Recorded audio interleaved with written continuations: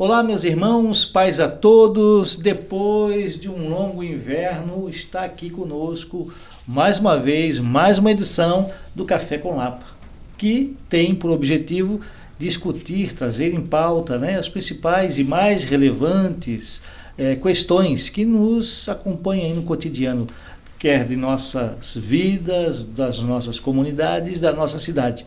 E hoje eu estou aqui com um convidado muito especial para tratar de um assunto de muita relevância para toda a sociedade. Nós estamos aqui hoje, vou apresentar para vocês o professor Jean Ricardo Sassi. Ele é terapeuta pastoral no projeto Renovar, em São Bento do Sul, e também na região em torno. Renovar é um projeto do Centro de Recuperação Nova Esperança, o Serene. Também graduando em Educação Física. Ele, por 3 anos, foi monitor na comunidade terapêutica, trabalhou também por 5 anos na Cruz Azul do Brasil, em Blumenau, na área de prevenção com criança e adolescente. Aí, ó, muito bom saber que o nosso convidado já atuou nessa área, porque realmente é uma área importantíssima, que deve ser observada e muito bem observado por todos. Também ele tem um currículo muito interessante, ele cursou teve diversos temas, e entre eles aqui, curso de aperfeiçoamento em comunidade terapêutica, curso internacional feito pela UNODEC, é isso? Uhum.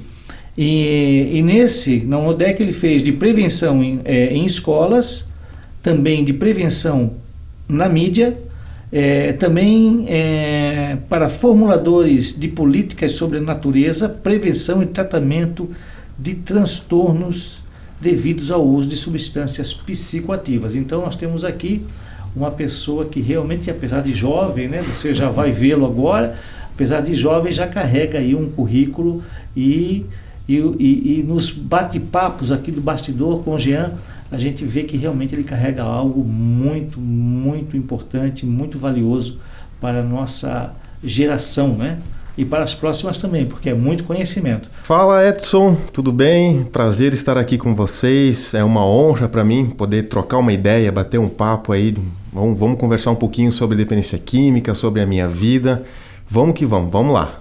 Bora! Olha só, eu tenho aqui algumas perguntas já formuladas, e que a gente quer poder te dissecar um pouco hoje, Aproveita. Saber quem é, na verdade, por dentro e por fora, tá bom? Então, a primeira pergunta que eu queria passar para você, e também já fica a dica aí, você que está nos acompanhando agora, já aproveita esse momento agora e já convida aí o seu amigo para participar, manda o aviãozinho para ele aí, que nós já estamos aqui e já vamos começar. Não deixa de interagir também, Quer perguntar? Manda a pergunta para cá que a gente vai estar devolvendo para lá. E o primeiro questionamento, então, é o seguinte. Vamos começar pelo começo, Começando pelo começo aí. Quando o Jean percebeu que estava se tornando um dependente químico? Baita pergunta, hein? Vamos lá. Eu conheci as drogas com 14 anos. Eu sou natural de Blumenau, então sou aí um blumenauense, Vem de uma cultura germânica, assim talvez alguns se identifiquem, E na cultura germânica nós temos ali, meus pais, eles são luteranos, e como bons luteranos, os filhos vão para o ensino confirmatório, depois do ensino confirmatório é feita a tal da confirmação, e é feita uma festança, a família convida. Eu sou de uma região em Blumenau que se chama o bairro Vila Itopava, então o bairro mais alemão de Blumenau, Alguns até acham que lá é Pomerode, mas é Blumenau, Mas aí é feita uma festança, convida a família, e o Jean vai fazer a confirmação na igreja luterana. É feita essa confirmação, e a ideia que é passada, e a ideia que eu entendi com 14 anos de idade, é que quando você faz a confirmação, você se torna um adulto. E um adulto, ele pode tomar uma cervejinha, O que é uma cervejinha? Todo mundo bebe uma cervejinha, Por que eu não posso tomar uma cervejinha? E ali com 14 anos começa a fazer o uso de cerveja, Depois disso, então, e é importante aqui destacar, Edson, e é uma baita de uma pergunta, porque com 14 anos nós não estamos nem perto de sermos adultos, né? Nós ainda somos adolescentes e é importante destacar que o nosso cérebro, ele é um cérebro adolescente. Os estudos hoje indicam que o nosso cérebro ele se torna um cérebro adulto a partir dos 21 anos de idade. Então imagina você com 14 anos já colocando uma substância psicoativa nesse cérebro, né? E foi o que aconteceu. Então, fazendo uso de cerveja, depois disso a gente acaba conhecendo pessoas que não são boas referências, né? Não são boas faziam coisas sem pensar, né? Totalmente irresponsáveis. A gente acaba se influenciando, né? Hoje e é uma das questões mais difíceis hoje entre a juventude, a falta de referência positiva, né? Hoje temos hoje ainda mais com acesso com o celular. Então, aquilo que nós olhamos no Instagram, no Facebook, isso tudo nos influencia e nós temos ali muita referência negativa. E eu conheci, então, uma pessoa que fazia uso de drogas e depois ela acabou me oferecendo. E como eu não tinha uma referência positiva, eu sempre fui um menino muito carente. Os meus pais, sendo germânicos, eles trabalhavam demais. Então, a gente acabava ficando um pouco sozinho ali como adolescente, pré-adolescente. E eu acabei conhecendo essa pessoa que fazia uso de drogas e acabei aceitando depois de uma oferta dele, né? E aí, dali foi... a minha vida ela se tornou muito difícil, né? Ali foi a cocaína, depois da cocaína foram outras drogas e ali, de fato, eu me tornei depois um dependente químico, né? E aí, Jean, a frequência chegou... Porque a gente sempre sabe que no começo tudo é legal, né? Tudo é tranquilo, existe o domínio, né? A gente consegue moderar, por exemplo, né? A cervejinha, a gente toma uma cervejinha só, vai para casa e tal. Mas conforme vai passando o tempo, a gente vai aumentando as doses, né? Então, você entrou pela lícita, pela droga lícita, né? Foi ela que abriu o portão para as demais drogas, né?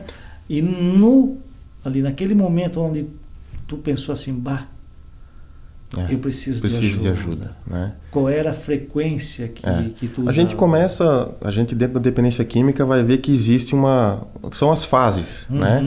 Todos começam como experimentadores. A gente vai lá, eu experimentei a cerveja, um dia experimentei a maconha, um dia experimentei a cocaína. Depois vem o uso habitual. A gente usa numa festinha aqui, numa festinha ali, numa roda de amigos aqui. Depois disso vai para o uso casual, né? Habitual, uso habitual, que aí já começa a se tornar um hábito. Já entra na tua rotina. Isso, já entrou na rotina. Tal dia, tal hora. Sábado à noite é o dia de beber, é o dia de sair, é o dia, né? A gente entra numa ilusão de que eu preciso beber para me divertir, não existe diversão sem bebida alcoólica, não existe diversão sem narguile, não existe diversão sem vape, não existe diversão sem maconha, né? E eu entro nessa ilusão. Então, todo final de semana já é um hábito eu consumir drogas. E depois vem ali o uso abusivo, né? É quando você já começa a usar muitas drogas e isso já afeta totalmente a tua vida, né? Quando eu tinha 16 anos... os meus pais descobriram que eu usava drogas. E aí, na nossa casa foi... a mãe chama, o pai chama e conversa. E aí a mãe fica muito triste, o pai fica muito triste. E começam a falar onde é que eu errei, o que eu fiz, o que faltou. Né? Os pais começam a se perguntar. E foi assim, eu lembro que eu prometi para minha mãe que ia parar de usar. Não, mãe, nunca mais eu vou usar. Eu fiz, mas eu vou parar.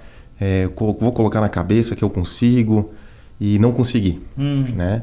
E ali eu percebi que, de fato, eu era um dependente químico. Eu precisava de ajuda e sozinho eu não conseguiria sair. Bom, é até louvável, né, esse pensamento já, né? Porque não é um pensamento comum. Esse convencer-se que precisa realmente... Esse primeiro passo, né? A gente fala muito dos 12 passos na dependência química. O primeiro passo seria você aceitar que doente, né? Que você precisa de ajuda. Eu percebi isso já com 16 anos, Edson. Foi interessante. Mas aí toda vez eu recaía, ficava uma semana bem, recaía, ficava uma semana bem, recaía.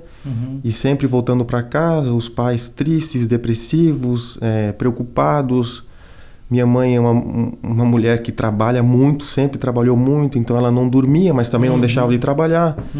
E ali com 18 anos, eu lembro da família fazer uma reunião familiar.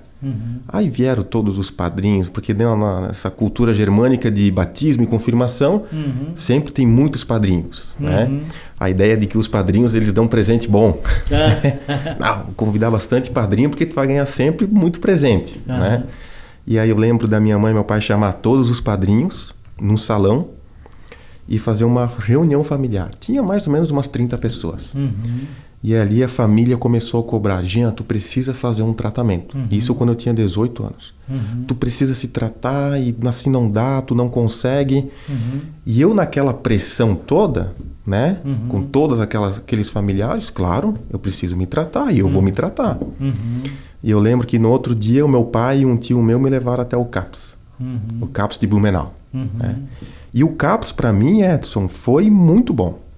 Eu fiquei no CAPS dos 18 até os 20 anos.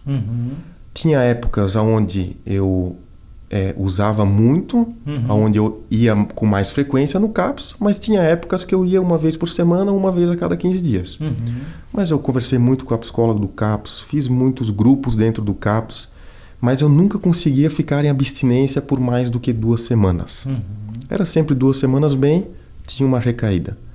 Até que um dia, quando eu tinha 20 anos, o CAPS me chamou e falou assim: Jean, a gente percebe que você não consegue buscar uma estabilidade de abstinência, de sobriedade aqui.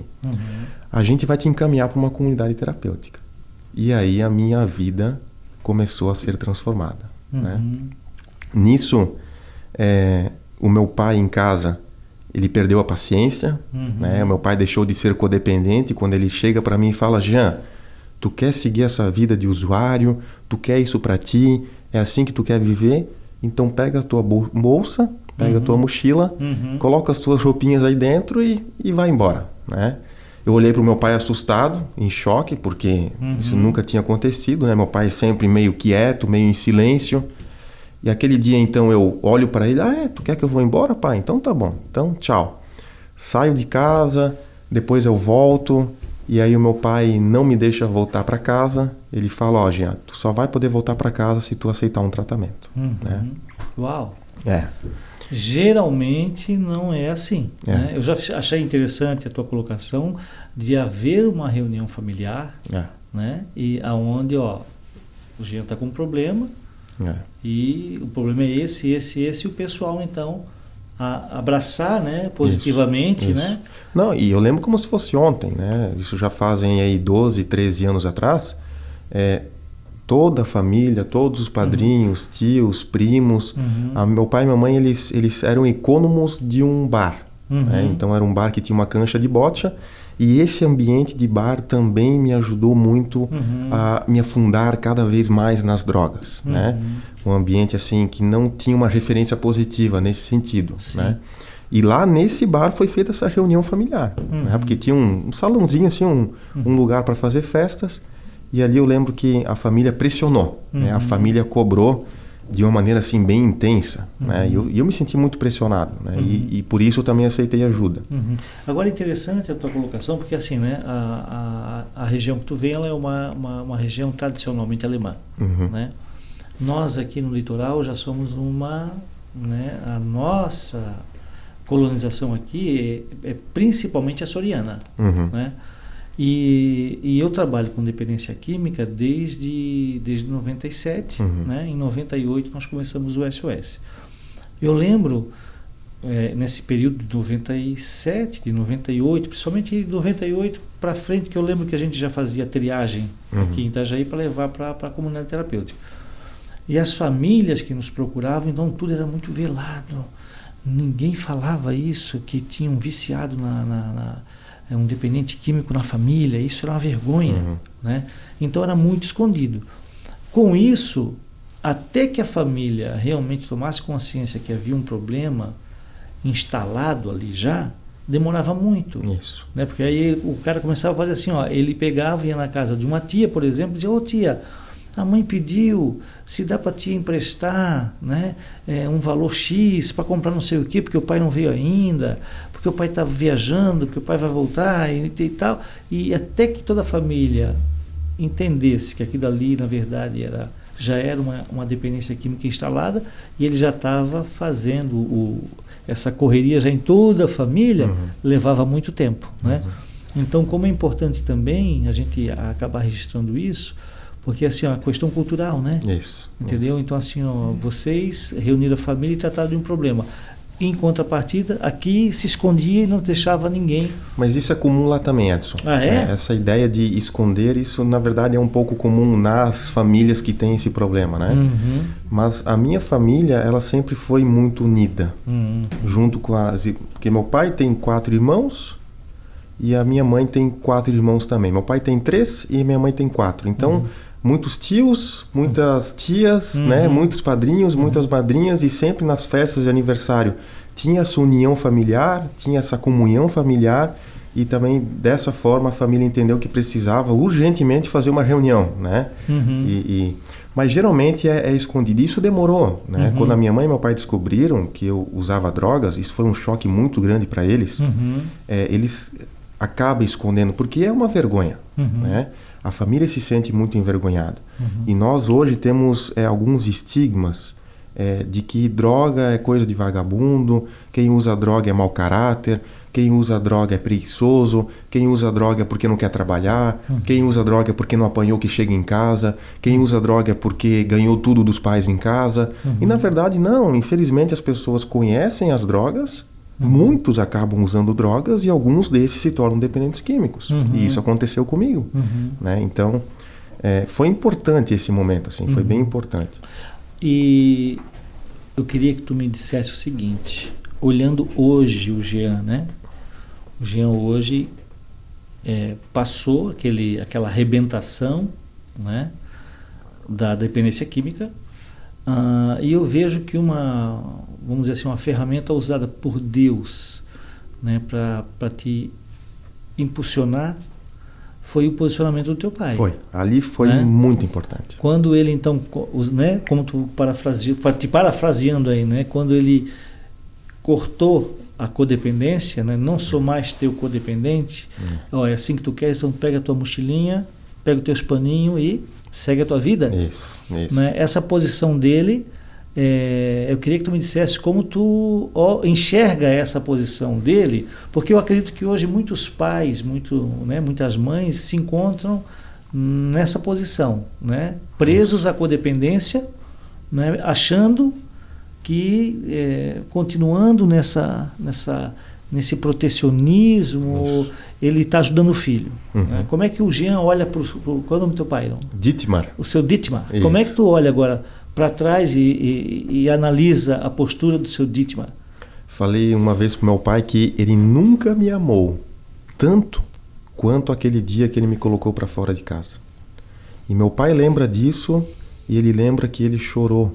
E meu pai é um germânico nato, né? E nós temos essa dificuldade de ser germânicos, de expressar os nossos sentimentos, né? E eu carrego isso muito.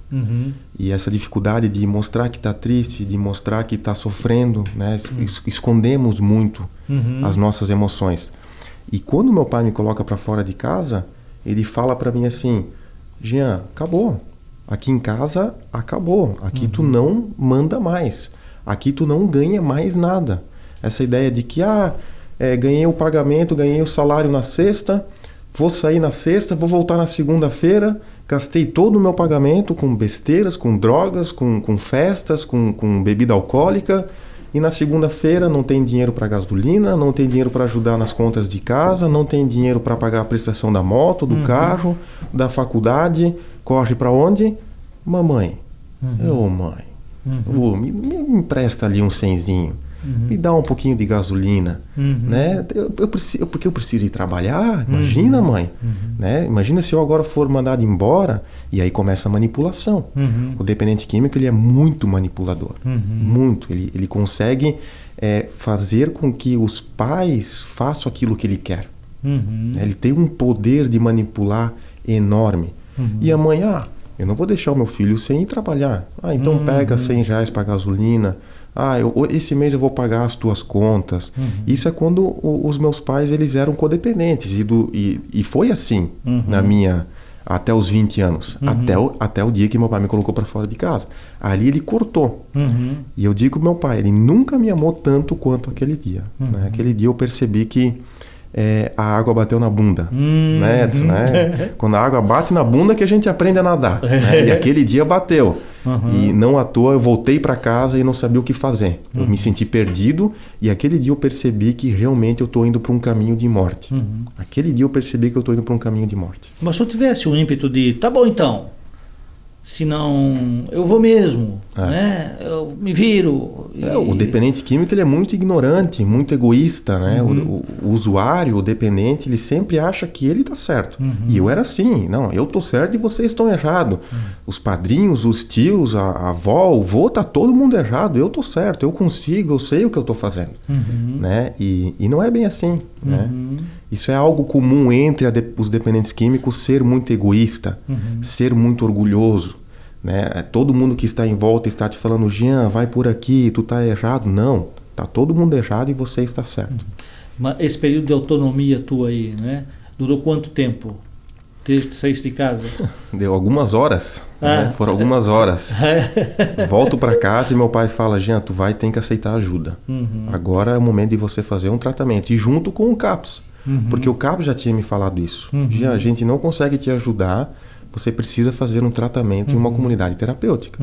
E foi isso que aconteceu. E aí a minha vida, ela, ao mesmo tempo que com 14, 15 anos a minha vida foi transformada para um caminho de morte, com 21 anos de idade, quando eu conheci a comunidade terapêutica, a minha vida começou a ser transformada para um caminho de vida. Né? A comunidade terapêutica que eu fiz o acolhimento, fiz o tratamento, foi o Serene, o Centro de Recuperação Nova Esperança. Em Blumenau.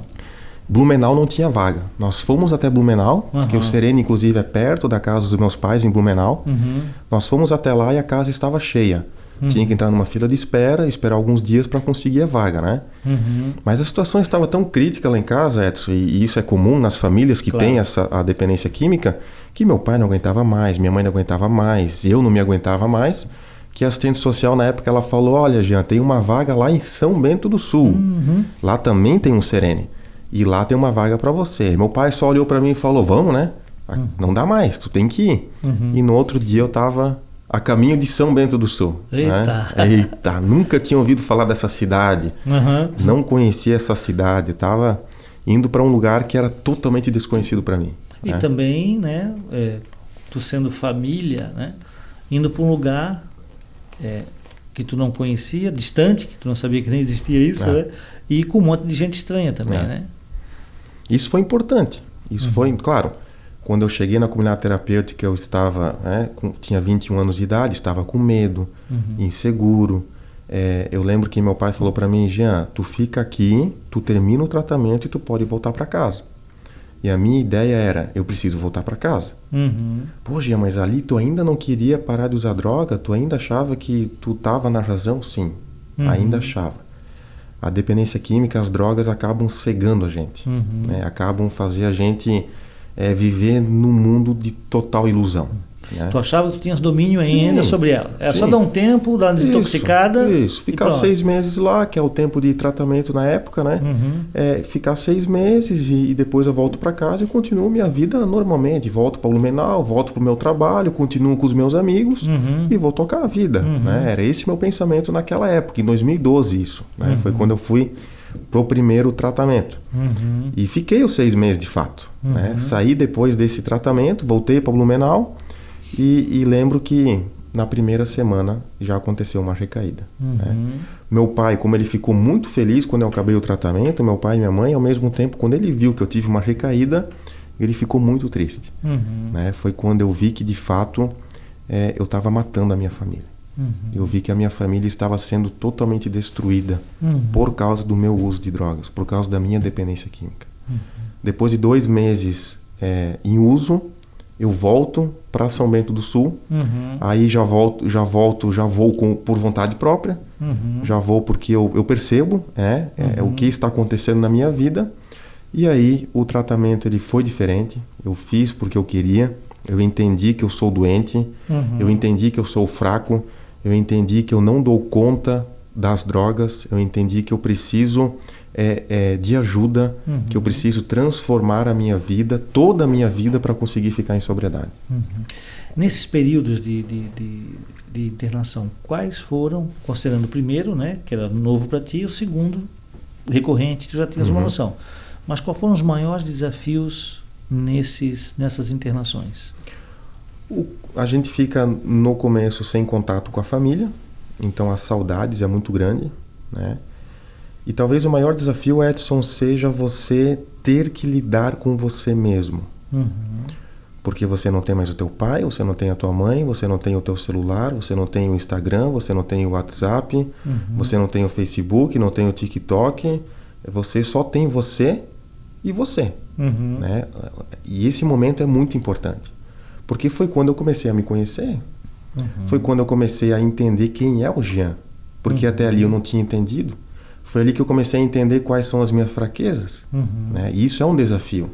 Foi ali que eu percebi o quanto eu sou um miserável. O quanto eu sou um pecador miserável. Foi ali. Porque ali eu tive tempo de conversar comigo mesmo. Né?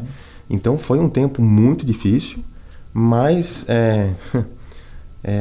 foi fundamental para a minha vida. Né? Comunidade terapêutica, o Serene, acho que se Deus quiser, eu vou viver muitos anos e todos os dias vou ser sempre grato pelo Serene, porque o Serene, através do Serene, Deus transformou a minha vida. Né? E só teve internação no Serene? Foram 2 internações? Eu fui no Hospital Santo Antônio, em Blumenau, eu fui 2 vezes para a ala psiquiátrica. Né? Eu tive alguns surtos por causa do uso da cocaína, mas isso antes do Serene. Né? Fiquei acho que 21 dias na primeira vez e 40, 50 dias na segunda. Mas desintoxicava, né? E voltava a usar. Né? Que eu entendi que nós somos um ser humano, isso eu entendi no segundo tratamento, que nós somos um ser humano biológico, que é o nosso corpo, nós somos um ser humano emocional, que é os nossos sentimentos, nós somos um ser humano social, que são os nossos amigos, o nosso trabalho, e nós somos um ser humano espiritual. E a dependência química, as drogas, acabam afetando todas as áreas dessa vida. É como se fosse uma casa com 4 bases, né? E todas essas bases precisam ser transformadas, precisam ser tratadas, precisam ser mudadas. E isso eu entendi só no segundo tratamento, né? E foi quando eu percebi que eu precisava me deixar me tratar. Né? Porque muitas vezes a gente quer mudar, a gente quer parar de usar, quer parar de beber, mas a gente ainda quer continuar fazendo do nosso jeito. Né? Não, Jean, aqui tu pode me ajudar, mas passou daqui, deixa que eu resolvo, deixa que eu cuido. Né? E isso não dá certo. Isso não dá certo. Né? Muitas vezes também, né, Jean, a gente ainda se depara com isso, né? Com internações que na verdade não são desejadas pelo usuário, né? São desejadas pela família e também uma manipulação. Eu penso que aquela tua atitude de quando o teu pai disse, olha, arruma o que é teu e sai, tu disse, não, eu vou mesmo, quer que eu vou? Não, eu vou mesmo, porque eu me viro, não sei o que lá. Já era uma pré-manipulação, né? Para ver se ele ia dizer assim, não, meu filho, então volta, fica, né? E ele fala até que quase ele mandou voltar. Ele fala que foi o momento mais difícil da vida dele também. Né? Imagina para um pai, para uma mãe colocar um filho fora de casa. Mas é necessário. Sim, e ali ele quebrou também a tua manipulação. Isso, ali. 5 horas depois já estava de volta em casa pedindo arrego. Era eu e eu. Né? Não tinha mais essa codependência. Né? O seu pai foi pontual, né? Eu agradeço ele muito. E eu vejo assim, gente, então muitas internações hoje não são desejadas, são manipulação. Sim. Vai para agradar a mãe, para ganhar aquele pontinho extra, né? Tipo, vai lá, ganha nossa confiança de volta, depois tá do mesmo jeito. Né? Hoje ainda continua assim. Aí eu queria agora, Jean, assim, que o Jean hoje, né, que trabalha com comunidade terapêutica, que orienta famílias, que orienta acolhidos, né, para a família, tendo como pauta esse episódio do Jean, né? Esse posicionamento do teu pai. Famílias que enfrentam isso hoje. Então, assim, a tua orientação como profissional agora, para as famílias que se encontram nesse lugar. Família entender, acho que o primeiro passo é a família entender que também precisa de ajuda. A família entender que não vai conseguir resolver o problema sozinha. A família entender que precisa buscar uma ajuda profissional para conseguir lidar com essa doença que está ali dentro da sua casa. Esse é o primeiro passo. É entender que a dependência química é uma doença que afeta totalmente a família como um todo o sistema familiar. E essa família precisa de uma ajuda externa. Precisa de uma comunidade terapêutica que vai auxiliar a ela como lidar com o filho, com o marido, com o pai, com a esposa, com a mãe, com a filha, que é dependente química e que precisa entender que a família, a família tem uma importância enorme nesse processo de recuperação do familiar. Né? A família, ela não consegue fazer com que o familiar aceite ajuda, porque isso é uma decisão do dependente químico. O dependente químico precisa aceitar ajuda por ele mesmo. Ele precisa decidir isso. Mas a família pode mudar alguns comportamentos que vão ajudar ao familiar chegar a essa decisão. Né? E isso só com ajuda profissional. Então nós temos hoje grupos de apoio, nós temos terapeutas familiares, temos psicólogos, temos o projeto Renovar, que eu trabalho hoje, faz esse trabalho. O projeto Renovar, ele é um trabalho do Serene, lá em São Bento do Sul, mas eu não trabalho dentro do Serene. O projeto Renovar atende a comunidade fora do Serene.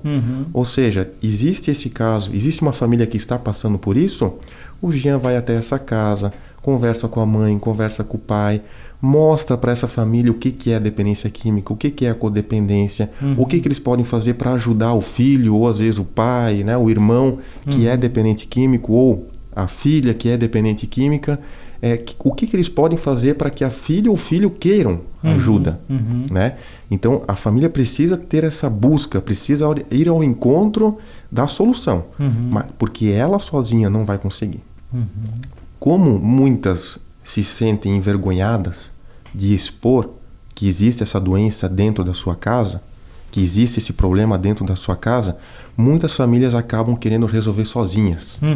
E isso vira um ciclo doentio de não conseguir. E cada vez mais a doença vai ficando cada vez mais forte, cada vez mais a família vai adoecendo, né, de uma forma assim muito progressiva e forte. Né? Sim. É importante também, Jean, a gente registrar aqui, né, que não é o Jean que está falando que dependência química é uma doença, né? E sim, é a OMS que fala isso. Né? E por que trazer isso aqui também? Porque, e eu gostei muito do exemplo das 4 sapatas da casa, né? Que a droga vem e ela desestrutura isso. Né? Mexe com tudo. Mexe com tudo. Porque não é só com oração. Não é? E por muito tempo a igreja pensou que era só demônio. Né? Não, dependência química é só demônio. Orou, sai. Irmãos, assim, que ninguém está questionando Deus. Deus, ele é absoluto, todo-poderoso, ele pode libertar a pessoa instantaneamente. Pá, pronto. Mas, em via de regra, não funciona assim. Existe uma desconstrução que precisa ser feita e Deus é pedagógico. Né? Então, a igreja precisa também, né, entender que, sim, nós temos o espiritual, mas nós temos o social, nós temos o físico, nós temos o emocional, e principalmente o físico se sente mesmo a força da dependência no físico, que debilita tudo. Né? Então a gente precisa entender e olhar sim como uma doença, que ela é crônica, que ela é progressiva e ela é fatal. Se não parar, vai morrer. Né? Então é bom a gente registrar isso, porque às vezes esse tipo de colocação, é uma doença, não, a gente escuta, não, isso é falta de fé, porque isso não, né? A gente precisa ser uma igreja pensante. Isso é importante, Edson, e por isso esse espaço é tão abençoado e tão importante aqui hoje. Isso é importante as famílias entenderem. Uhum.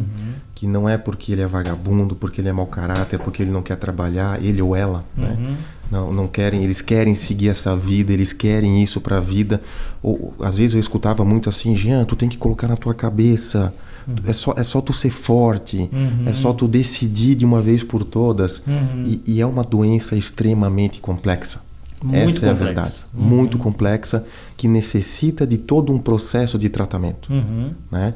Muitos acabam ficando a vida toda se internando, se tratando, acolhendo, indo para cá e para lá e não conseguem ficar em sobriedade, né? Muitos. Sim. E eu gostei, né, na tua colocação na nossa capacitação, quando tu fala que eu sou um dependente químico que estou em abstinência. Sim, eu sou. Sou e vou ser. Né? Hoje, graças a Deus, estou há 10 anos. Dia 18 de fevereiro de 2023, fez 10 anos de sobriedade. Graças a Deus. Mas eu sou um dependente químico. E vai passar 15, 20, 30, 40, eu vou continuar sendo um dependente químico. Se eu hoje começar a me vincular socialmente com pessoas e lugares que têm a droga, que tem o álcool, se eu parar de entender que eu sou fraco e necessito da graça e da misericórdia de Jesus todos os dias, é muito provável que aconteça uma recaída, né? Tu vais abrir a guarda de alguma forma, né? Isso mesmo. Isso não significa que é um peso. Sim. Né? Muitas vezes a gente acha, poxa, então tu és, como a tua vida é sofrida, né? Como a tua vida é triste, porque tu é um dependente químico, né? Tu é um coitado. Não, eu vivo hoje muito feliz, graças a Deus. Claro, todos nós temos dificuldades, temos momentos de alegria, de tristeza, mas hoje eu tenho paz. Eu tenho paz, né? E eu não troco isso por nada nesse mundo. Eu conheci Jesus Cristo dentro do Serene. A minha vida foi transformada através do Serene por Jesus Cristo, no meu último tratamento. E a partir disso eu entendi que eu sou pecador, que eu sou falho e eu necessito da misericórdia de Jesus todos os dias da minha vida. E assim eu vivo há 10 anos. E, né, essa mudança foi tamanha e tal, né, que hoje tu estás diretamente ligado à causa, né? Isso, e não é por isso, Edson, que eu deixo de fazer terapia com psicólogo, que eu deixo de cuidar do meu corpo, né? Hoje, inclusive, a minha esposa, ela conheceu o tal do CrossFit, né? E ela tá muito bem no CrossFit e é importante para ela, e ela me motivou a começar a fazer uma academia, né? Faço terapia há 10 anos, busco aconselhamento há 10 anos, né? Pô, Jean, então tu faz porque tu tem muito problema, então não. Essa ideia de ter que fazer terapia por causa dos problemas é uma ilusão. A gente precisa também desconstruir isso. Eu busco aconselhamento pastoral, eu busco terapia psicológica para não ter problemas. Entende? O exemplo que tu usa para não deixar o copo encher. Isso. Né? A vida que a gente vive hoje, ela é muito corrida, ela é muito estressante, tudo está muito rápido. Nós temos hoje um problema para resolver, mas já tem 3 na fila. Né? Ou a fila já tem até uma senha que a gente nem enxerga o fim de tanto problema que nós temos para resolver. Isso no nosso trabalho, na nossa casa, na nossa família, na nossa faculdade, nós temos... A vida é corrida. E se nós não esvaziarmos o copo, a gente vai surtar, a gente vai estourar. Né? Então tu é preventivo já. Sim, claro. Prevenção. E é importante essa tua afirmação, porque também conheci, infelizmente, né, homens que passaram por comunidades que estavam muito bem, anos já, 5, 6 anos bem, né? E de repente, uma queda. Isso. Uma queda e um poço. Isso. Por isso é importante a gente sempre, todos os dias, entender quão fraco nós somos. Né? Eu nunca posso dizer, não, Edson, nunca mais eu vou ter uma recaída. Eu nunca mais eu corro o risco de um dia voltar para onde eu estava. Não, isso eu nunca vou poder dizer. O que eu posso dizer é, hoje estou em sobriedade, graças a Deus, e quero ficar assim e vou fazer de tudo para continuar assim todos os dias da minha vida.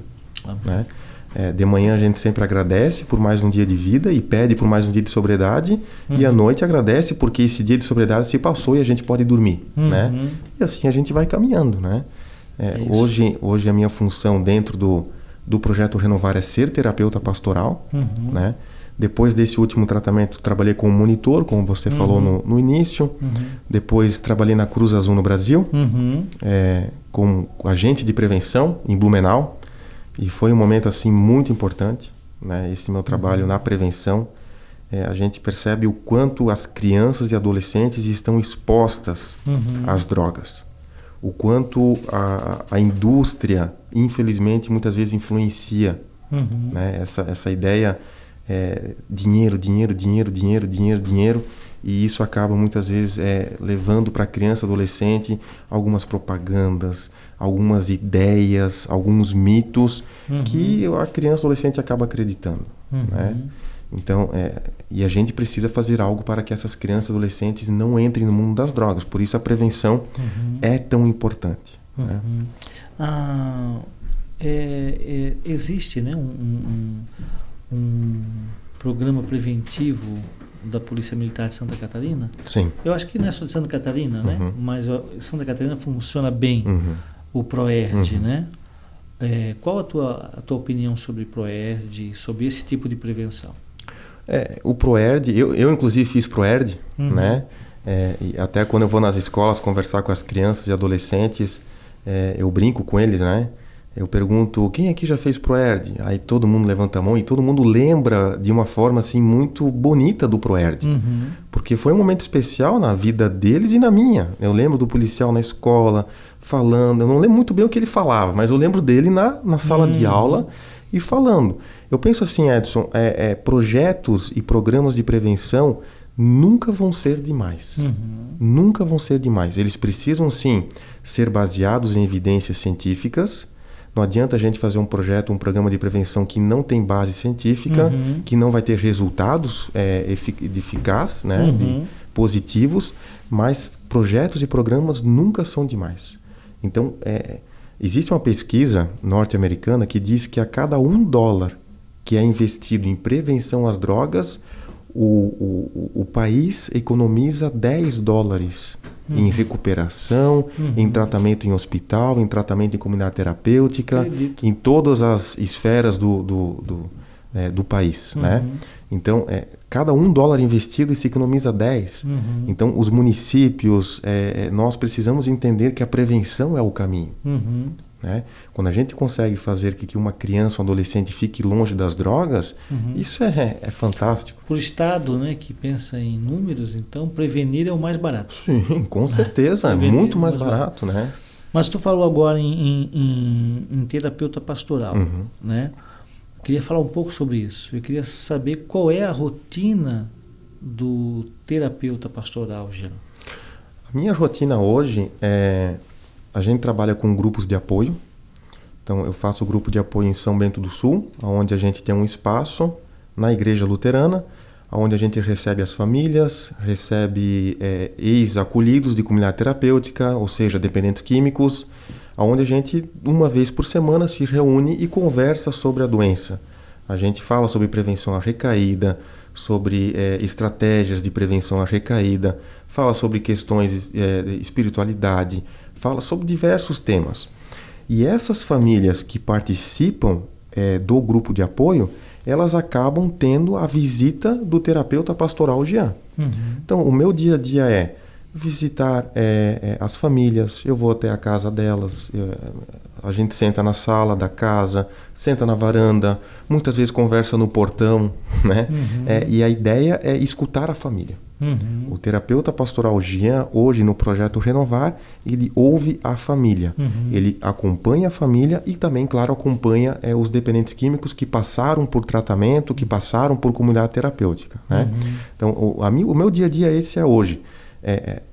Estar com as famílias e estar com aqueles que são dependentes químicos. A ideia de eles terem alguém para buscar aconselhamento, para sentar e tomar um café. Pô, Jean, eu tô com esse problema, eu tô vendo que isso não tá legal na minha vida, eu tô com medo de ter uma recaída, o que eu posso fazer, o que tu acha? E a gente vai conversando e vai aconselhando, e um vai ajudando o outro, e vai caminhando junto. O meu dia a dia hoje é caminhar com pessoas que sofrem com a dependência química. E tentar mostrar para essas pessoas e famílias que existe esperança. Né? Existe esperança. O rei Salomão ele fala que enquanto há vida há esperança. Né? E é isso que eu tento passar para essas famílias que muitas vezes a esperança já foi. Né? A esperança já foi. Já é o desespero, é o medo, é a raiva, é a ansiedade e a depressão que impera nessas casas. Né? Nós temos o hábito de usar uma frase que é assim para nós, né? Enquanto respira, tem jeito. Tem jeito. Tem jeito. Quantos, né, conseguiram? Agora, com relação a essas estratégias, no caso do dependente, né? Quais são as que tu mais utilizas ou a que tu acha mais positivo? Nós temos alguns programas dentro do tratamento em comunidade terapêutica que um deles se chama Prevenção à Recaída. Né? Qual que é a ideia desse programa? É identificar quais são as áreas onde nós somos mais fracos. Por exemplo, eu tenho um problema com receber críticas. Quando eu recebo críticas, eu fico muito frustrado e essa frustração pode me levar a ter uma recaída. Então, o que eu preciso fazer? Eu, Jean, dependente químico, preciso criar uma estratégia para quando eu receber críticas, para que essa frustração não me leve a uma recaída. Então, se eu fico frustrado, eu preciso ter uma estratégia. O que eu vou fazer quando eu fico frustrado? Vou conversar com a minha esposa, vou buscar uma terapia, vou escutar um louvor. Pode ser N estratégias. As estratégias elas são diferentes dependendo de cada caso e cada pessoa. Né? Mas fato é que precisa ter uma estratégia para cada situação de risco que você tem para uma recaída. Certo. Isso no caso de uma recaída. Isso. Agora, assim, tu vai chegar numa família e nessa família, então, existe ali um dependente. Quem não foi internado ainda, né? Que não recaiu ainda, né? Ele está no amor da droga, né? Está no amor da droga. Tu identificou ele ali, naquele ambiente, né? Aí, que estratégia tu usa para envolvê-lo, né? Ao ponto de ele aceitar, então, esse desafio de ir para um tratamento? Eu tenho alguns casos no grupo de apoio que são muito interessantes. Tem o caso de uma mãe que ela me chamou para conversar na casa dela. O filho, ele é usuário e o filho não quer saber de ajuda. Ele não quer saber de tratamento, ele não deu o primeiro passo, que é aceitar que é um dependente químico, aceitar que precisa de ajuda. E eu convidei ela para o grupo de apoio. E já faz mais de um ano que ela vem para o grupo de apoio. E no começo, ela saía na quarta-feira à noite e o filho perguntava: onde é que tu tá indo, mãe? Eu tô indo lá no grupo de apoio. Mas o que é esse grupo de apoio? Não, no grupo de apoio a gente fala sobre dependência química. Mas o que tu quer falar sobre? Não, tu é usuário de droga e eu preciso de ajuda para saber como lidar contigo, porque eu te amo e eu quero te ajudar. Passou um mês, passou 2, passou 3, que ela foi no grupo de apoio. O que aconteceu? Um dia, o filho apareceu junto com ela. Eu vim aqui para saber o que é esse tal de grupo de apoio. Aí ele começou a me escutar, começou a escutar os outros que já passaram por tratamento e ele entendeu que precisava de ajuda. E está hoje, né, caminhando depois de um tratamento já. Existem outros casos onde a mãe vem para o grupo de apoio, o pai vem para o grupo de apoio e mesmo assim o filho não quer ajuda ou a filha não quer ajuda. Mas a mãe chega numa conclusão de que ela diz: eu tenho a minha vida, por isso eu venho para o grupo de apoio, porque a minha alegria, a minha vida não depende do meu filho.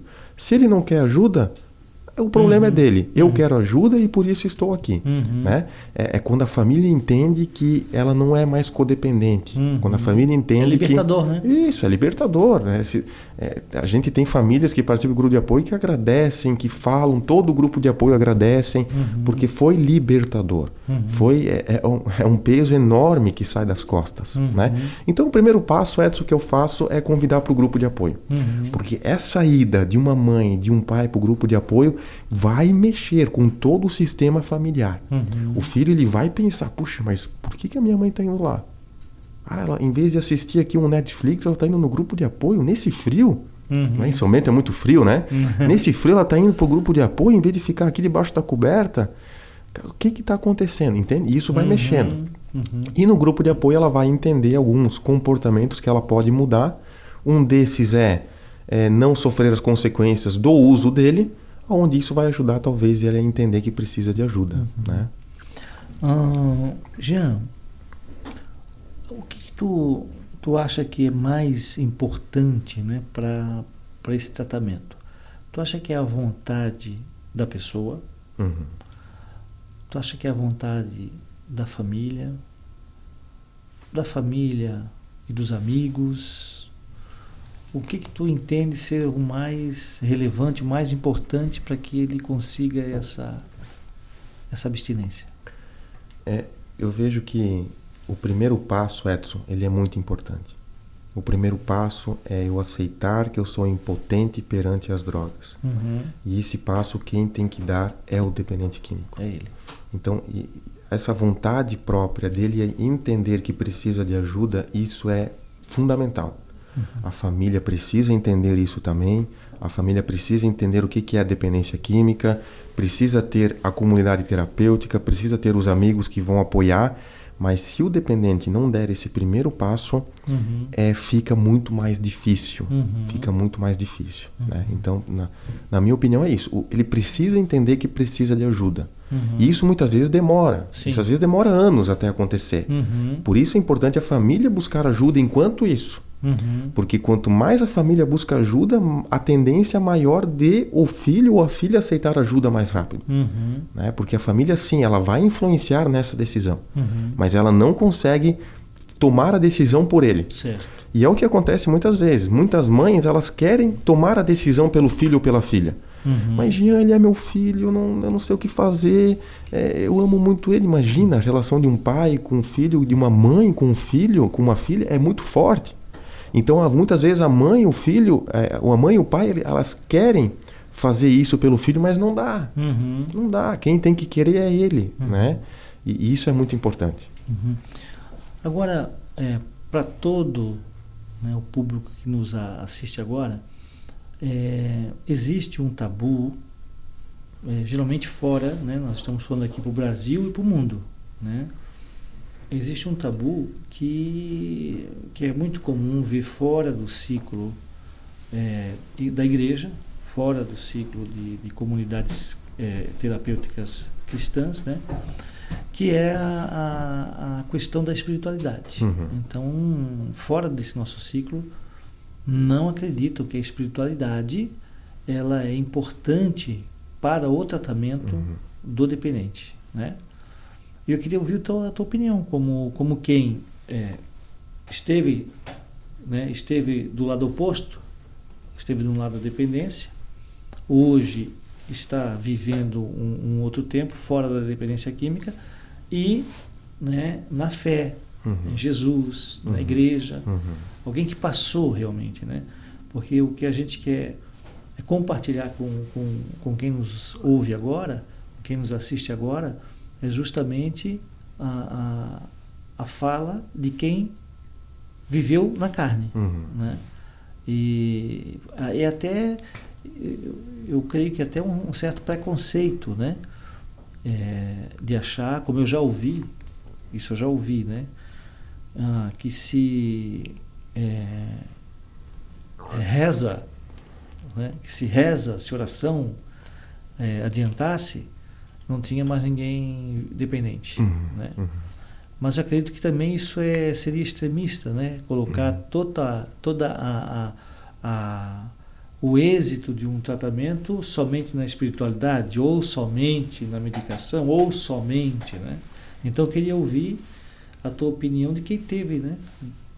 Do lado de lá. Dentro de uma comunidade terapêutica a gente ouve a palavra de Deus em muitos momentos.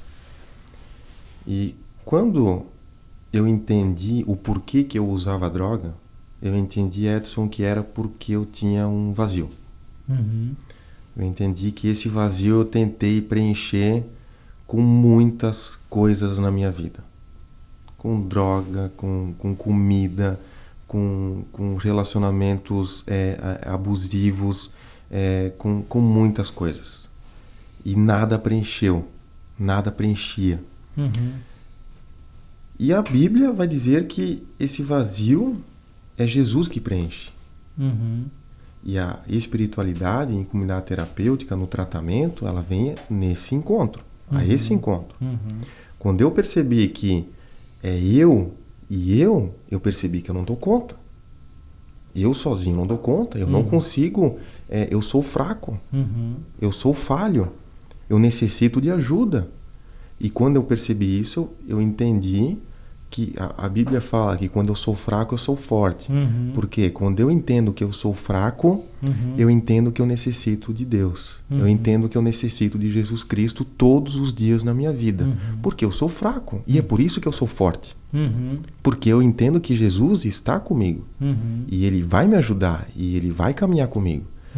Eu lembro que depois do tratamento, quando eu comecei a fazer um voluntariado no Serene, sempre me falavam, Jean, tu tem que ir para o grupo de jovens, lá na igreja tal, lá tem...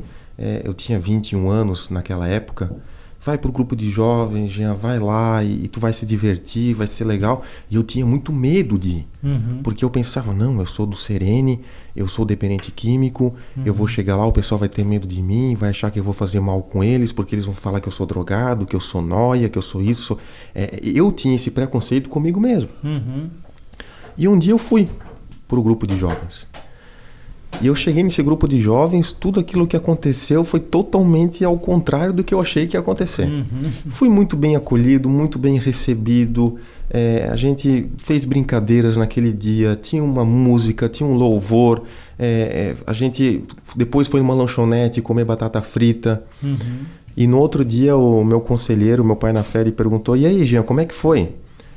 Eu falei para ele, irmão, foi o melhor dia da minha vida. Foi o melhor dia da minha vida. Eu me diverti a noite toda e não precisei fazer uso de nenhum tipo de droga para isso.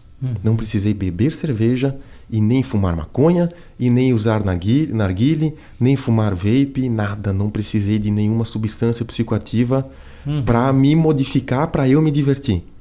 Eu consegui me divertir lá. Lá eu conheci pessoas que viviam de uma maneira que eu nunca tinha visto na minha vida. Pessoas que eram felizes, pessoas que sorriam muito, pessoas que se divertiam muito e era um ambiente totalmente livre de drogas.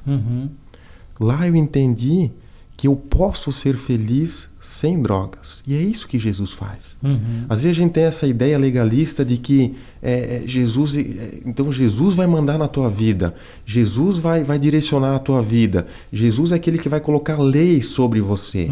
Não, Jesus é aquele que vai dizer, Jean, tu pode viver em paz e feliz sem nada. Isso é ser livre. Eu te dou liberdade de fato. Não é o teu relacionamento que vai te dar a alegria. Não é as drogas que vão trazer alegria. Não é o dinheiro que vai trazer alegria. Sou eu, porque em mim você é livre. E essa foi a importância da espiritualidade na minha vida. Eu entendi que eu sou livre em Jesus Cristo. Porque nele eu não preciso de nada mais. Isso tu encontrou na tua segunda internação, é isso? Isso mesmo. Depois que eu entendi que eu preciso de Jesus e eu aceitei Jesus e alguém orou comigo e a partir dali eu comecei a caminhar no grupo de jovens. Eu vi como é caminhar com Jesus no grupo de jovens, como é ser cristão no grupo de jovens. No grupo de jovens conheci a minha esposa, né? A gente começou a conversar, a gente começou a namorar depois de um bom tempo orando, né? E isso tudo novo para mim, Edson. Isso tudo novo. Quando eu chamei a minha esposa Ana, Ana, vamos sair mais uma vez, vamos começar a namorar, né? Eu queria que as coisas acontecessem tudo muito rápido, porque é assim. E ela olhou para mim e falou, não, Jean, primeiro a gente vai orar. Primeiro a gente vai se conhecer melhor, primeiro a gente vai entender o que está acontecendo. E depois de alguns meses a gente saiu de novo. E aí a gente namorou, noivou e casou e agora já vamos para o 7º ano de casado. E ela também me mostrou quem é Jesus através da vida dela. Então a minha esposa é alguém que eu agradeço muito porque ela me mostrou que existe um outro estilo de vida, existe um outro caminho. Interessante porque assim, né, nós temos a mesma pessoa, Jean, em 2 momentos diferentes, né? Então vamos dizer assim, no primeiro momento cumprindo o protocolo da família, olha, nós queremos que você faça um tratamento. Jean chegando no primeiro acolhimento, entendendo que o tempo é 6 meses, vou ficar 6 meses aqui, vou ganhar um certificado, vou entregar para o pai, né? Isso mesmo. Volto para casa e está tudo show. Não te preocupasse em conhecer a espiritualidade, apesar de ter na comunidade, né? Te foi oferecida, mas, né, participasse, mas não absolvesse.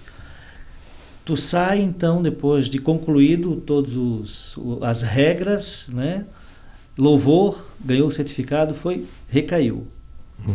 Recaiu, volta para um segundo tratamento, entendendo da sua fraqueza, entendendo da sua limitação e da sua dependência, conhece Jesus, começa a caminhar com esse pé também, ou com esse pilar da espiritualidade, e hoje já se vão aí 10 anos, então,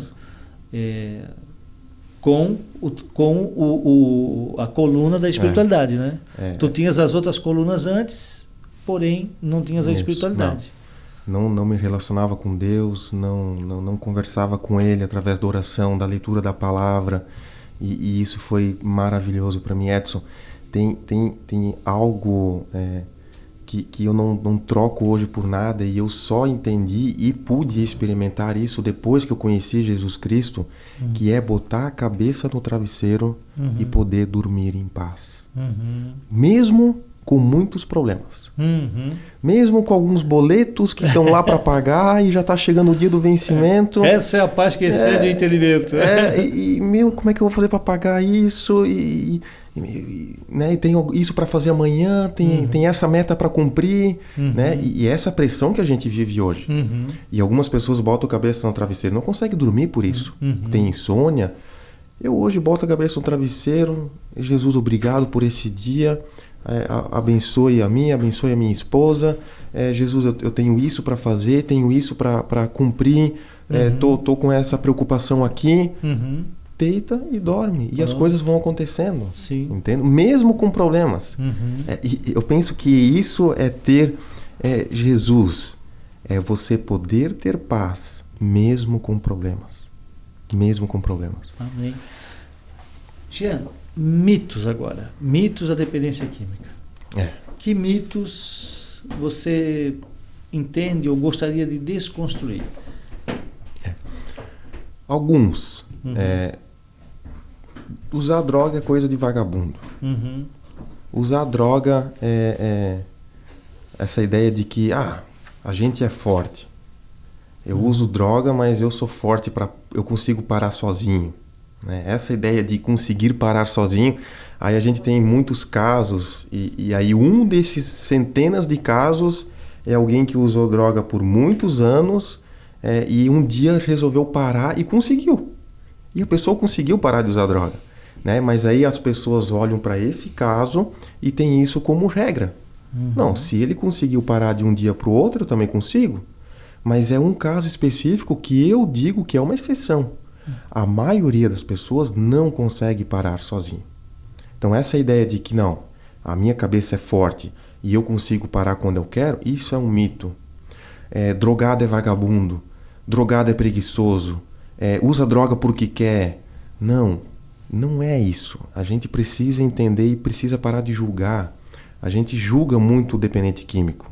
O dependente químico é um ser humano que precisa de ajuda, que precisa ser acolhido, que precisa de motivação, que precisa que alguém mostre que existe um outro caminho, né? Que mostre que existe um outro caminho. Então são muitos mitos que eu ouvi muito enquanto eu dependente químico, inclusive da família, né? Por quê? Porque é falta de conhecimento, né? Falta de conhecimento. Aí já olha estigmatizado já. Isso. Não tem mais jeito. Olha só, para quem também nos assiste agora, tem mas ainda não entendeu, né, que existe um dependente SPA dentro de casa. Quais são os principais sinais de que uma pessoa está se tornando dependente químico? Ela acaba ficando muito isolada, ela se isola muito, ela não conversa mais com a família, né? É muito quarto, é muito celular, né? Acaba se escondendo atrás das redes sociais, acaba se escondendo atrás da porta do quarto.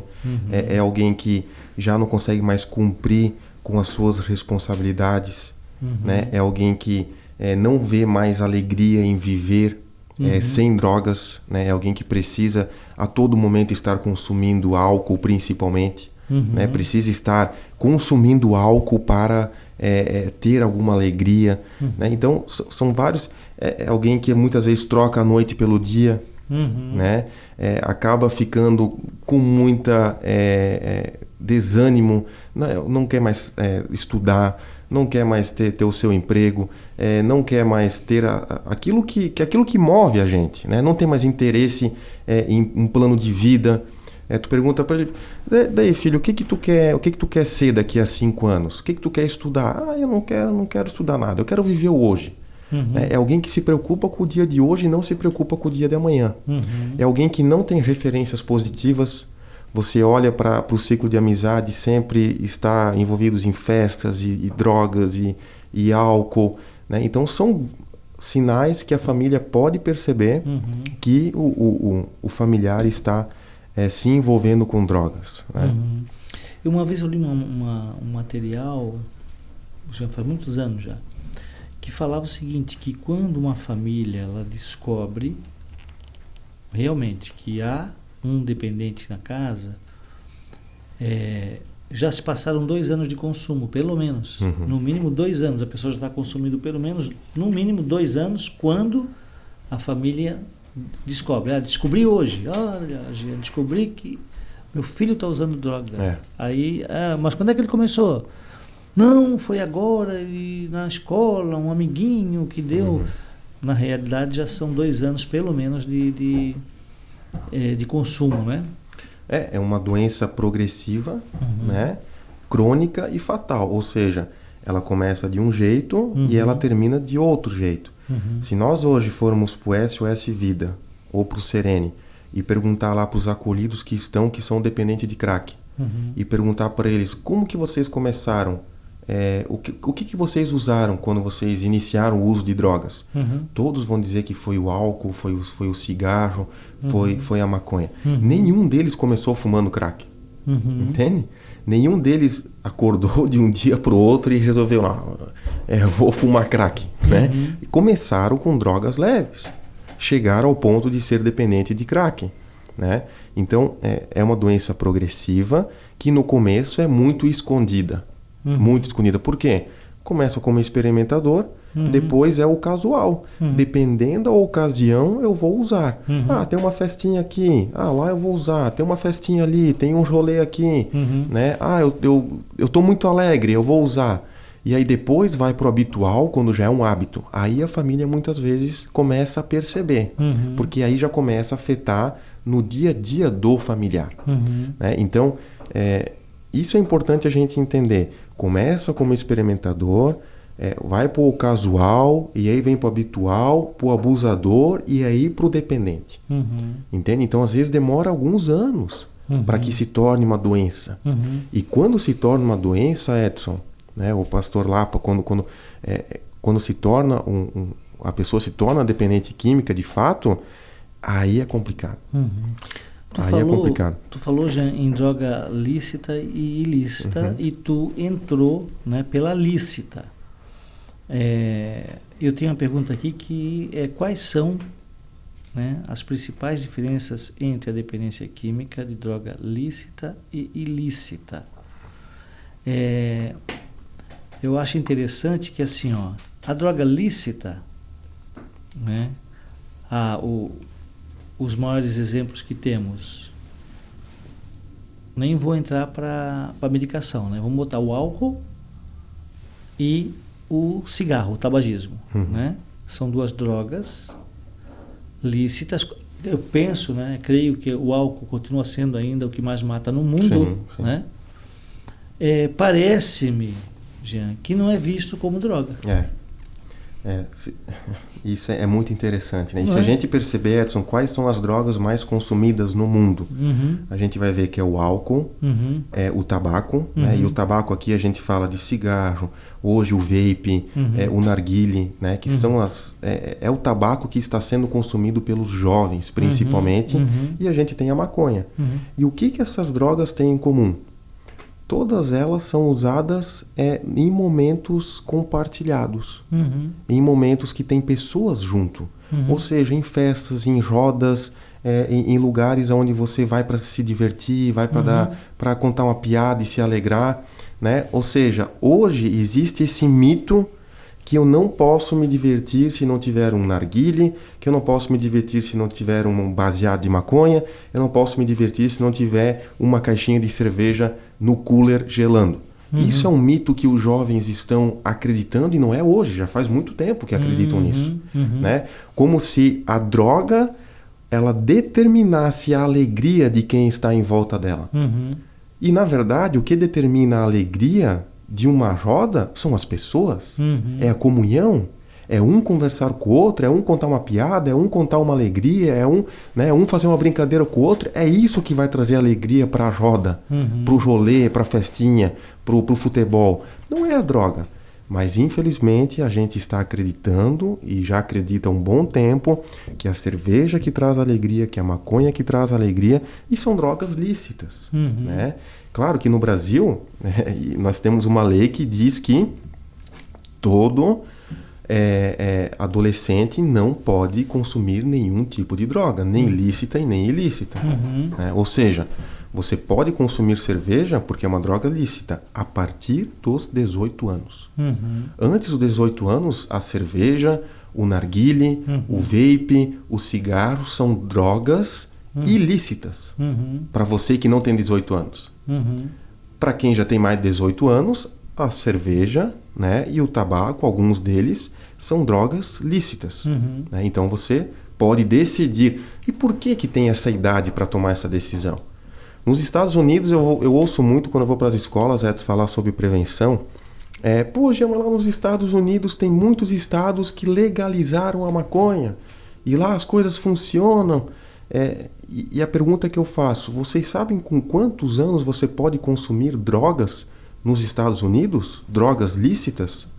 Ah, não sei e tal. E de repente alguém fala, 21. Isso mesmo. Por que 21 anos de idade? Porque é com 21 anos de idade, lembra que eu falei lá no início da nossa entrevista? Quando que o nosso cérebro se torna um cérebro adulto? A partir dos 21 anos de idade. Por isso a idade lá é 21. Né? Nos Estados Unidos, alguns que estão nos assistindo vão lembrar disso, mas em muitos filmes norte-americanos, quando a gente vê alguém em situação de rua bebendo álcool, como que ele está bebendo? Dentro de um cartucho lá de pãozinho, de padaria. Por quê? Porque lá você não pode nem mostrar o que você está consumindo.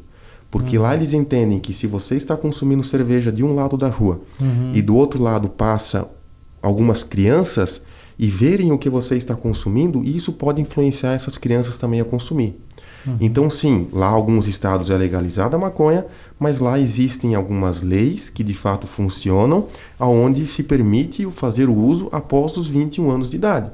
E agora eu vou te perguntar, pastor, qual que é a idade que, no Brasil principalmente, qual que é a idade que se começa a fazer uso de drogas? Bom, entre os 12 e os 14 anos. É quando se começa a experimentar a cerveja, o narguile, o vape, né? Ou seja, nem é após os 18 anos.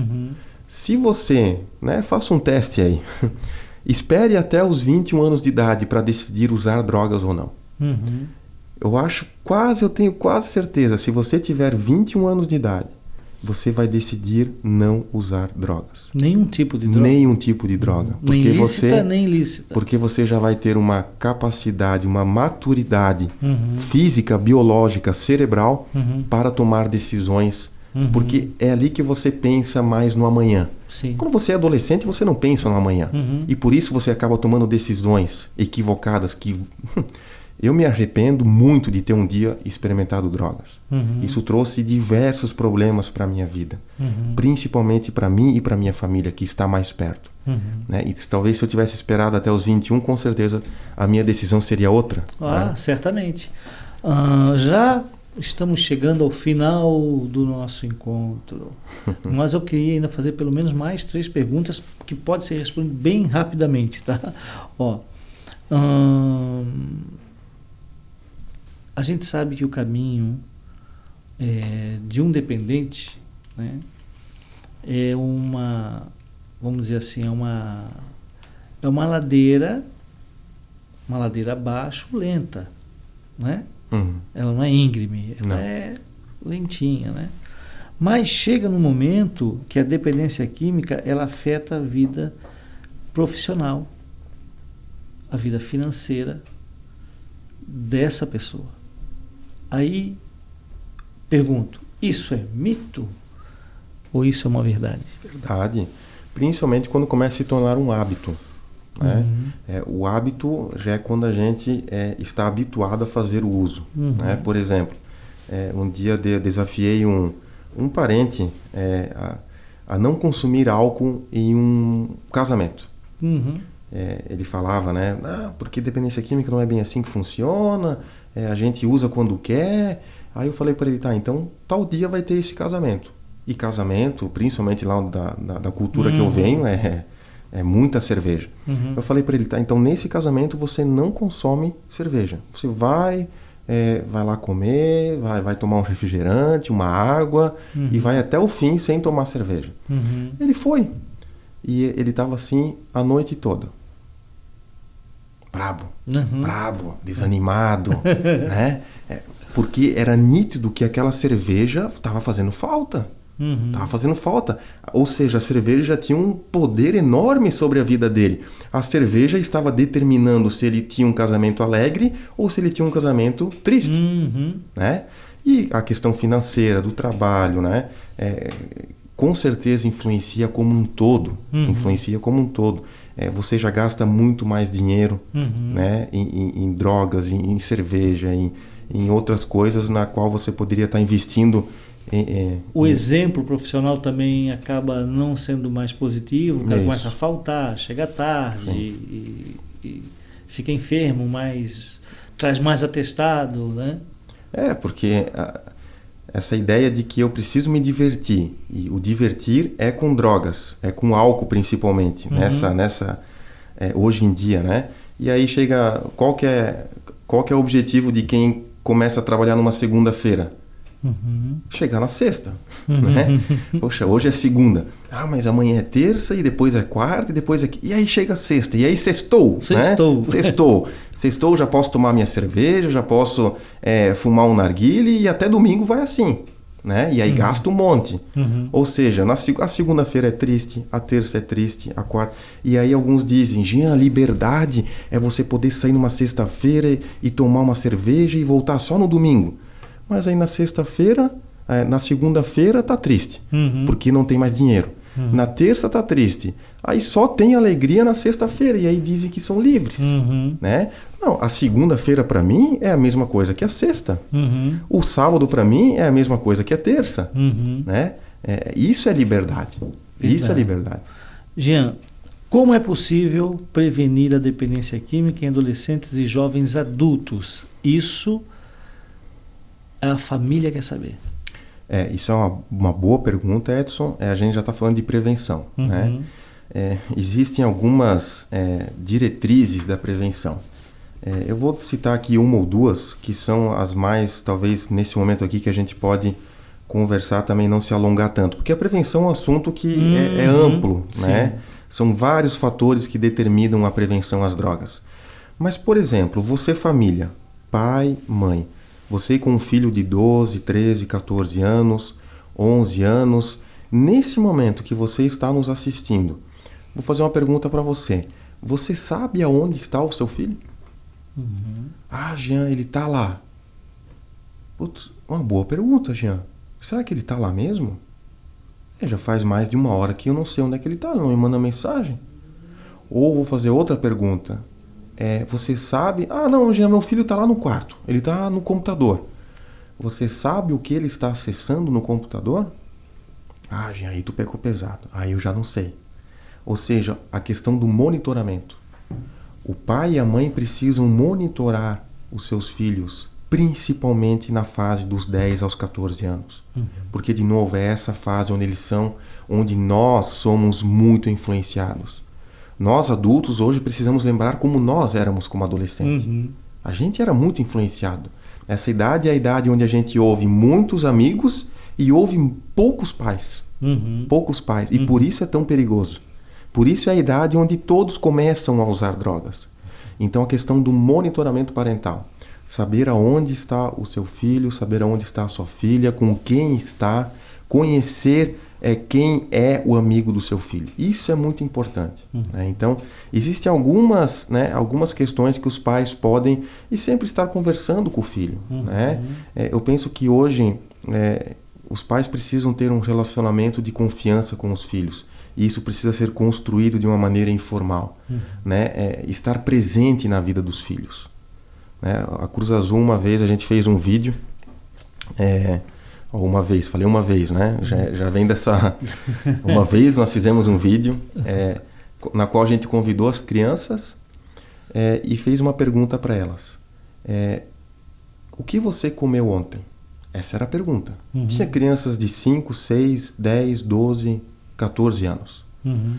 Aí muitas crianças ficaram se perguntando, olha, eu não... acho que tinha carne. Eu acho que tinha arroz. A maioria não sabia mais do que tinha comido ontem, na refeição, no almoço ou na janta. Aí nós fizemos uma segunda pergunta. E a segunda pergunta foi, vocês lembram quem estava com vocês na mesa durante o almoço? Ah, estava o meu pai e a minha mãe, Jean. Eu estava com a minha avó. Eu estava com meu avô. Eu estava com meu tio. Estava eu, meu pai, minha irmã, meu irmão, e sabiam todos que estavam com eles. Ou seja, não é aquilo que tem na mesa, mas é quem está na mesa. Você quer que o seu filho não use drogas? E seja presente na vida deles. Esteja presente na vida deles. O nome da campanha até era o presente de estar presente. Então, seja presente na vida dos seus filhos em todos os momentos. Né? Em todos os momentos.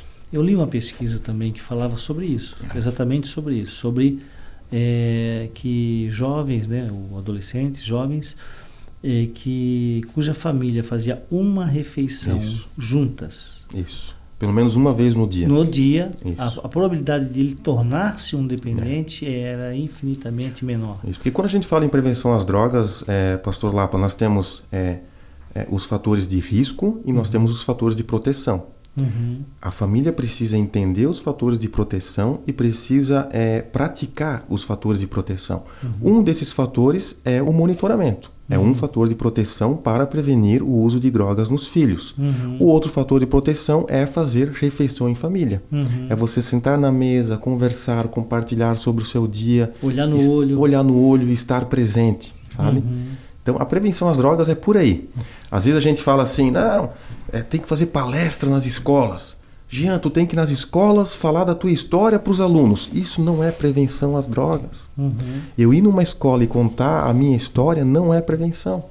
Prevenção é o desenvolver habilidades de vida nos jovens para quando eles tiverem a oportunidade de dizer sim ou não para as drogas, eles saberem o que fazer. Isso é prevenção às drogas e isso requer tempo. Isso não é uma ação. Isso são várias ações contínuas, né? E isso os nossos governantes precisam entender. Que a gente vai conseguir prevenir os adolescentes e as crianças das drogas quando a gente investir em prevenção, em programas de prevenção baseados em evidências científicas contínuos. Não é só aquela coisa sazonal, né? Não, isso não é prevenção. Eu ir para a escola fazer uma palestra, isso às vezes ainda é um desserviço. Por exemplo, vai alguém que é dependente químico, né? Vou usar eu como exemplo. Eu vou para a escola e vou chegar lá e vou dizer, pessoal, eu conheci as drogas com 14 anos, eu usei isso, usei aquilo, usei isso, fiz isso, eu aprontei isso. Sentia isso, sentia aquilo. Isso. E aí no final eu falo assim, mas eu fui para o Serene, conheci Jesus Cristo e minha vida foi transformada. Isso é um desserviço. É melhor eu não ir para a escola. É melhor eu ficar onde eu estou. Né? Mas se eu ir para a escola e falar talvez sobre emoções, sobre bullying, sobre família, sobre identidade com as crianças, isso sim é prevenção às drogas. Né? Porque a criança que experimenta drogas, o adolescente que experimenta drogas, está acontecendo algo com ele. Talvez esse adolescente está sofrendo bullying. E a gente deveria tratar o bullying para que ele não use drogas. Isso é prevenção, entende? Talvez ele esteja tendo uma crise de identidade. E a gente precisa falar sobre identidade para que ele não use drogas.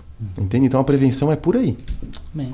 Bom, gente, eu sei que está super bacana esse encontro de hoje, mas as horas já se avançaram e a gente não tem mais como segurar no ar. Então, fica aqui, né, já um compromisso futuro de um próximo encontro para a gente falar de um tema, né, que talvez já tenha rolado aqui, né, na interação aqui com o programa.